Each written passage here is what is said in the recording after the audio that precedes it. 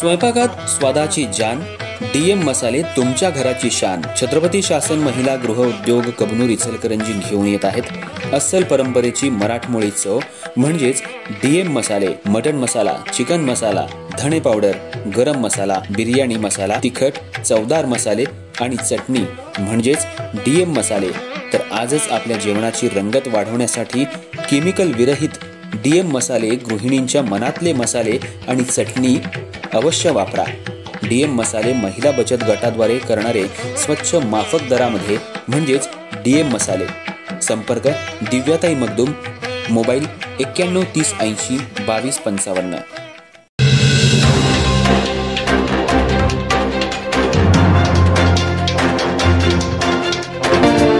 नमस्कार, मी तेजस्विनी मगदूम। एम मराठीमध्ये आपल्या सर्वांचं स्वागत आहे। पाहूया ठळक घडामोडी। मगाशी राहुल आवाडेंनी सांगितलं की जागा 64 आहेत आणि मागणी 500 लोकांच्या पुढे अस्मितावरले आमच्याकडे आहे सगळ्यांचं। म्हणजे तुम्ही बरेच लोक आम्हाला इतक्या शिवाय घालणार आहेत, बोटं मोडणार आहेत, नाही घालणार ना? बघा, मामीला तिकीट दिल्यावर तुम्हीच पहिल्यांदा शिवाय घालता। तर हे समजून घेण्याची आवश्यकता असते की इथं कुणीही जवळचा लांबचा या गटाचा त्या गटाचा, कारण आवाडे साहेबांनी आम्ही एकत्रित झाल्यानंतर अजूनही भारतीय जनता पार्टी असं काही कार्यकर्ते म्हणत नाही। आम्ही आवाडे समर्थक आहे, आम्ही हळवणकर समर्थक आहे। आता ही पार्टी कुणाची नाही ना, आवाडेंची आहे ना हळवणकरांची। ही पार्टी भारतीय जनता पार्टी ही कार्यकर्त्यांची पार्टी। या पार्टीचा कुणी मालक नसतो। काय घडणार आहे ते आम्हालाही सुद्धा बऱ्याच वेळेला माहिती नसतं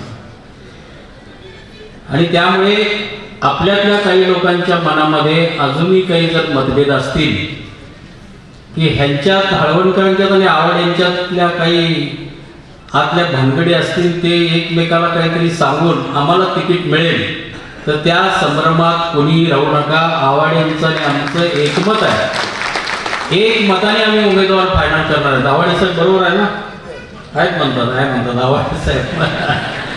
जर जोरात मान हलवत नाहीत। राहुल बाजूला असल्यामुळे राहुल असं म्हणतो पप्पा, आता राहुलची निवडणूक झालेली आहे, त्यामुळे तुमची निवडणूक आहे आणि तुमच्या निवडणुकीत तुम्हाला विजयी करण्यासाठी जे जे करावं लागेल, त्याग करावा लागेल, मान सन्मान बाजूला ठेवावं लागेल, ते सगळं बाजूला ठेवून भारतीय जनता पार्टीचा निवडून येण्याची क्षमता असणारा कार्यकर्त्याला कमळ चिन्ह दिलं जाईल, हे या ठिकाणी मी विश्वासाने सांगतो।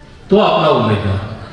ज्याला कमळ नाही आहे मग तो बंडखोरी करेल, दुसऱ्या पक्षात जाईल, ते मोडतोड होत असते 5-50%, पण त्या भानगडीत आपण पडायचं नाही। ज्याला कमळ मिळेल तो भारतीय जनता पार्टीचा आपला उमेदवार असेल।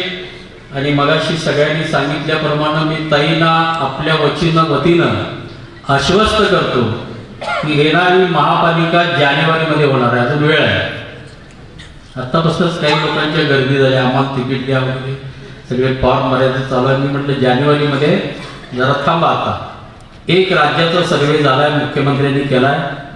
आज काही उमेदवारांच्या नावाचं सर्वेसाठी एक टीम कोल्हापूरमध्ये आलेली, चंद्रकांत दादा त्याचा सर्वे करणार। सर्वे हा अंतिम नाही आहे, पण एक आधार असतो। प्रत्येक कार्यकर्त्याला असं वाटत असतं की माझी प्रचंड ओळख आहे, मी भागात खूप लोकप्रिय आहे, नाही करणार नाही, योग्य निर्णय केला जाईल। आणि मी तुमच्या सगळ्यांच्या वतीनं ताईंना आश्वस्त करतो, करू का, येणाऱ्या महापालिकेच्या निवडणुकीमध्ये, महापालिका झाल्यानंतर पहिली निवडणूक आहे, या पहिल्या निवडणुकीमध्ये भारतीय जनता पार्टीच्या कमळ चिन्हाचा पहिला महापौर हा इचलकरंजी महापालिकेमध्ये भारतीय जनता पार्टीचा बसेल। आता बऱ्याच जणांनी टाळ्या वाजवून आम्हाला तिकीट दिलं तर तुमचा काय बसणार आहे? तुमचं तुम्हीच बसवा। आताच माधुरी ताईंनी सांगितलं की माधुरी सह्य नगर विकासच्या मंत्री आहे, आपले सगळे प्रश्न मार्गी लावण्याचं त्यांना म्हणून सांगत नाही, त्यांच्या डोक्यात गडबड आहे। भारतीय जनता पार्टीचा कार्यकर्ता आणि संघटना इतकी मजबूत आहे आणि इचलकरंजी विधानसभा मतदारसंघामध्ये बूथ लेवलला भारतीय जनता पार्टीचं काम हे अतिशय मजबूत असल्यामुळे येणाऱ्या निवडणुकीमध्ये महापालिकेच्या सुद्धा आपण जिंकू. या निमित्तानं माधुरीताईंचं इचलकरंजीमध्ये मी पहिल्यांदा स्वागत करतो.